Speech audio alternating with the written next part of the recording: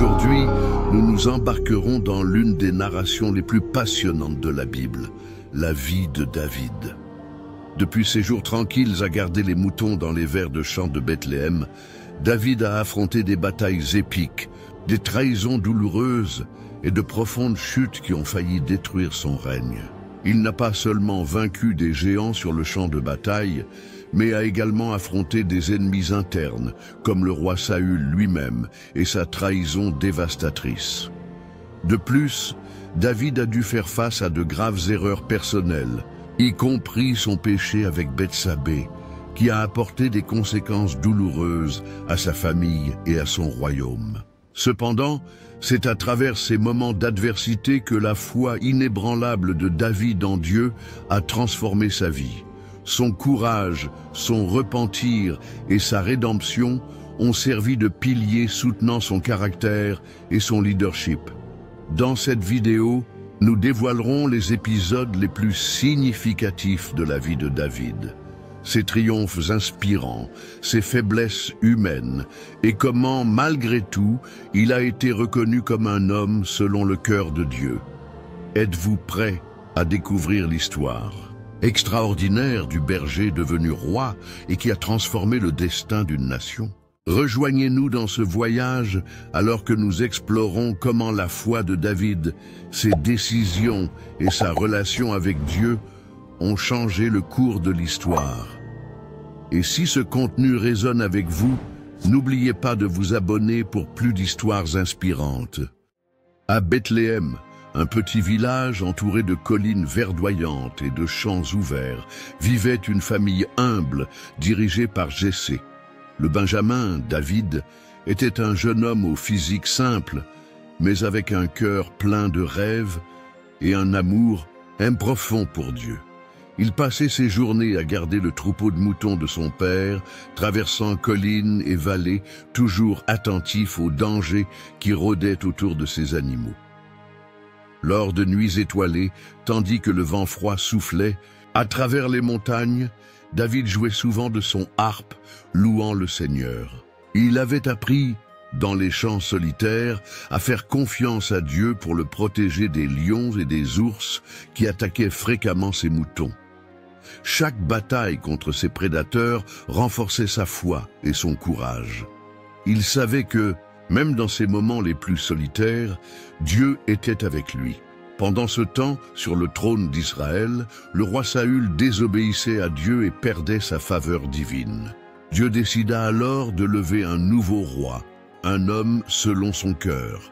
Le prophète Samuel fut envoyé à la maison de Jessé pour oindre le choisi.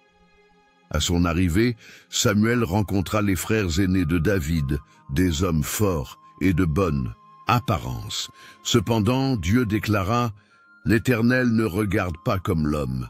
L'homme regarde l'apparence, mais l'Éternel regarde le cœur. » 2 Samuel 16:7. Après avoir examiné tous les fils de Jessé, Samuel demanda: « Sont-ce tous tes fils ?» Jessé répondit qu'il en avait un de plus, le Benjamin, qui était dans les champs à garder les moutons. David fut appelé en urgence. Lorsqu'il entra, sale de la poussière du champ et les yeux brillants d'innocence, Dieu parla à Samuel. « Lève-toi et oins-le, car c'est lui le choisi. » 1 Samuel 16:12. À ce moment-là, David fut oint devant ses frères. Alors que l'huile écoulait sur sa tête, il sentit l'Esprit du Seigneur le remplir d'un pouvoir indescriptible. C'était le début d'un voyage qui changerait non seulement sa vie, mais aussi le destin d'une nation entière. Le temps passa et l'armée d'Israël faisait face à une menace terrible, les Philistins. Dans une vallée sombre et lugubre, les deux armées campaient, prêtes pour la bataille.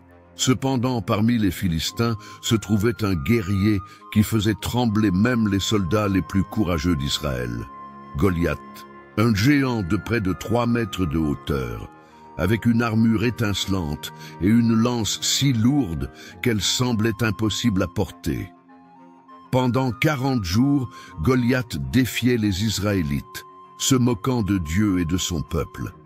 Sa voix résonnait dans la vallée comme un tonnerre, semant la peur.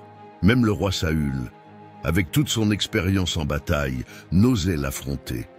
Pendant ce temps, David, encore un jeune berger, fut envoyé par son père pour apporter de la nourriture à ses frères qui étaient au campement. Lorsqu'il arriva, il entendit les provocations de Goliath et fut indigné. Qui est ce Philistin incirconcis pour qu'il affronte les armées du Dieu vivant? 1 Samuel 17, 26, demanda-t-il. Les paroles de David attirèrent des regards et des murmures. Comment un simple berger osait-il même penser à affronter un géant?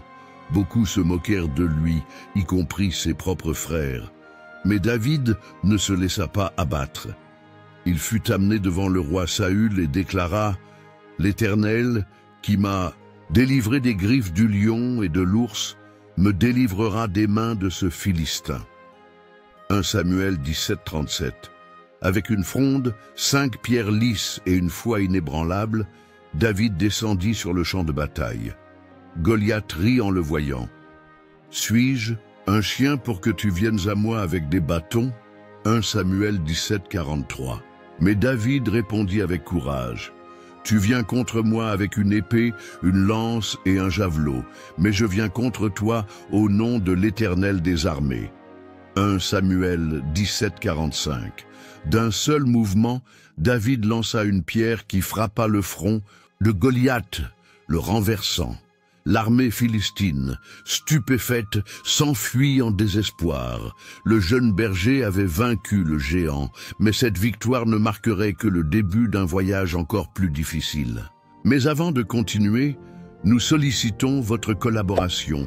Abonnez-vous à la chaîne et laissez un like sur la vidéo pour nous bénir et continuer à diffuser ces histoires de la Bible. Maintenant, nous poursuivons avec la vie de David. David fut accueilli comme un héros. Le peuple l'acclamait et sa renommée grandissait rapidement. Il trouva en Jonathan, fils du roi Saül, un ami loyal. Ils firent un pacte d'amitié et Jonathan donna à David son manteau, son épée et sa ceinture en signe de son soutien. Cependant, tandis que David prospérait, le cœur de Saül se remplissait d'envie. Le peuple chantait « Saül a tué des milliers et David des dizaines de milliers » 2 Samuel 18, 7. Cette acclamation enraya le roi, qui commença à voir David comme une menace pour le trône. À partir de ce moment, Saül tenta de tuer David à plusieurs reprises. Une fois, alors que David jouait de la harpe pour apaiser le roi, Saül lança une lance contre lui, mais David réussit à s'échapper. Sa vie devint une fuite constante. Il passa des nuits cachées dans des cavernes sombres, entouré de ses ennemis. Pourtant, David refusait de lever la main contre Saül, disant « Je ne tendrai pas la main contre loin de l'Éternel. » 1 Samuel 24, 6. Mais jusqu'à quand pourrait-il fuir? Chaque fois que Saül le trouvait, il semblait que la fin était proche. Après des années de fuite et de persécution, le destin de David prit un nouveau tournant. Saül et Jonathan moururent dans une bataille contre les Philistins. La nouvelle apporta de la tristesse à David, surtout par la perte de son ami loyal, Jonathan. Il composa un lamentation disant « Comme sont tombés les braves au milieu de la bataille » 2 Samuel 1, 25. David fut oint roi de Juda à Hébron, mais son ascension au trône de tout Israël rencontra de la résistance. Une guerre civile entre la maison de Saül et la maison de David dura des années, avec des moments d'incertitude. Cependant, Dieu était avec David, et sa victoire n'était qu'une question de temps. Finalement, David fut reconnu comme roi de tout Israël.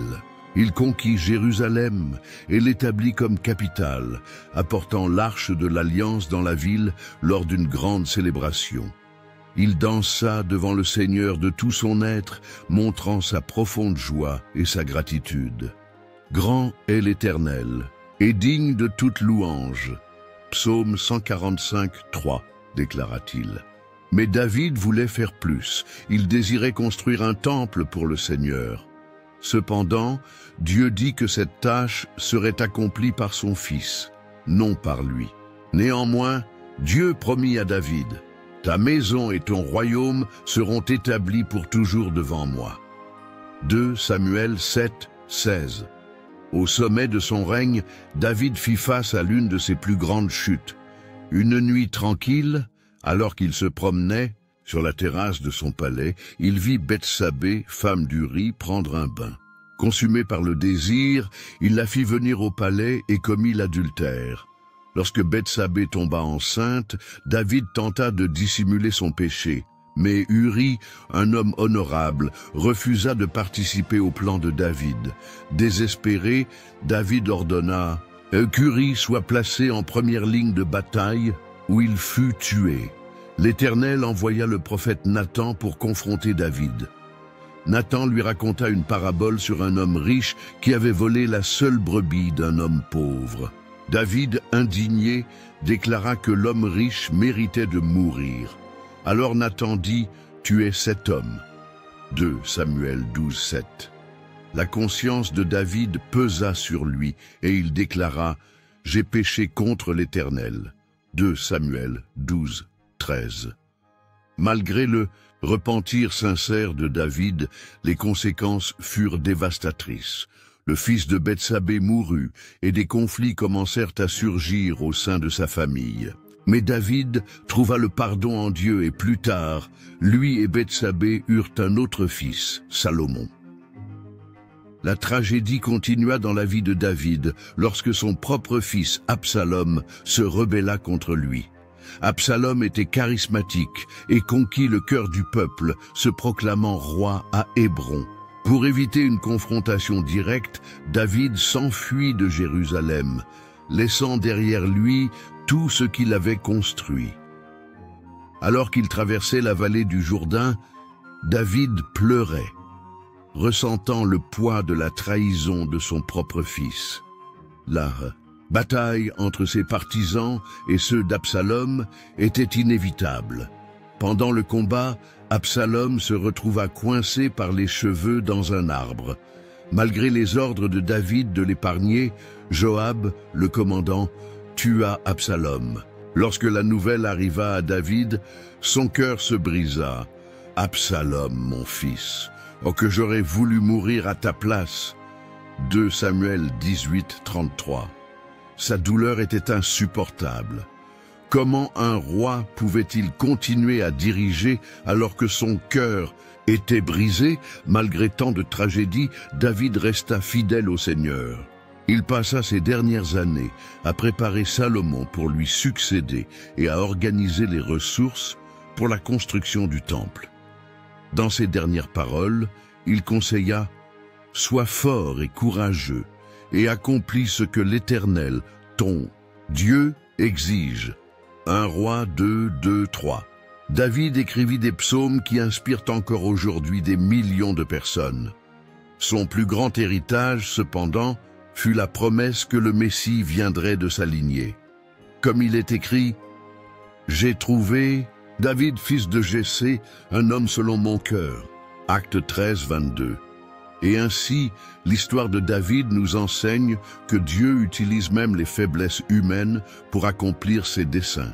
Chaque défi, victoire et chute furent des pièces d'un plan plus vaste, qui culminerait dans la venue du Sauveur.